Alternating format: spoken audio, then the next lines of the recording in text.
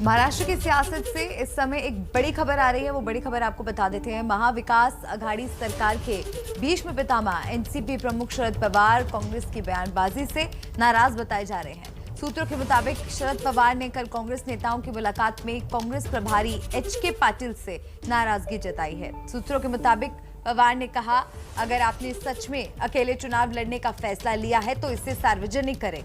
बड़ी बात यह है कि इस बैठक से महाराष्ट्र कांग्रेस के अध्यक्ष नाना पटोले को दूर रखा गया था, क्योंकि ऐसा माना जा रहा है कि पटोले की बयानबाजी से ही पवार नाराज है। इस बैठक में अशोक चव्हाण और बाला साहब थोराट भी शामिल थे। तो ये बड़ी खबर आपको बता रहे, महाराष्ट्र की सियासत से जुड़ी हुई कांग्रेस प्रभारी एचके पाटिल के साथ बैठक में जो बातचीत हुई उससे जुड़ी आपको जानकारी दे रहे हैं और इससे शरद पवार नाराज बताए जा रहे हैं। रौनक मेरे सहयोगी जुड़ गए हमारे साथ फोन लाइन पर। रौनक, क्या कुछ जानकारी मिल रही है? शरद पवार क्यों नाराज है? जी देखिए मल्लिका, पिछले कुछ दिनों से लगातार कांग्रेस की जो महाराष्ट्र प्रदेश अध्यक्ष है नाना पटोले, उनकी तरफ से जिस तरह से बयान सामने निकल कर आ रहे हैं उससे महाविकास आघाड़ी में एक अविश्वास का वातावरण तैयार हो रहा है। इस तरह की बात जो सामने निकल कर आ रही थी और अब जब महाराष्ट्र कांग्रेस के जो प्रभारी है एचके पाटिल 3 दिवसीय दौरे पर है वो महाराष्ट्र के, और उन्होंने कल शरद पवार से जाकर उनके घर पर मुलाकात की। उस दौरान अशोक चव्हाण और बाला साहब थोराट उनके साथ मौजूद थे।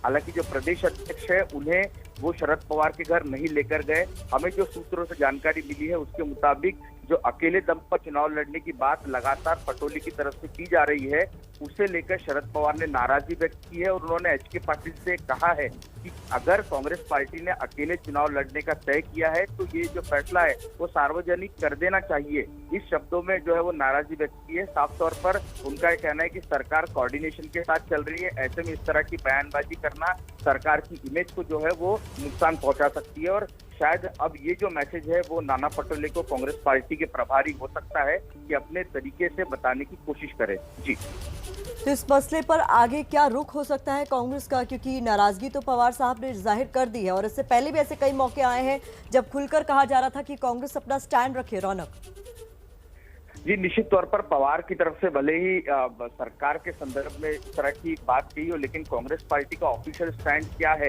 ये देखना भी दिलचस्प होगा। भले ही पवार ने नाराजगी व्यक्त की हो, लेकिन आज जब फिर एक बार कांग्रेस पार्टी के नेताओं की मुंबई में बैठक हो रही है उसके बाद क्या कुछ बयान कांग्रेस की तरफ से ऑफिशियली आता है ये देखना भी दिलचस्प होगा, क्योंकि कांग्रेस पार्टी अकेले दम पर चुनाव लड़ने की बात सार्वजनिक मंच से कई बार कर चुकी है।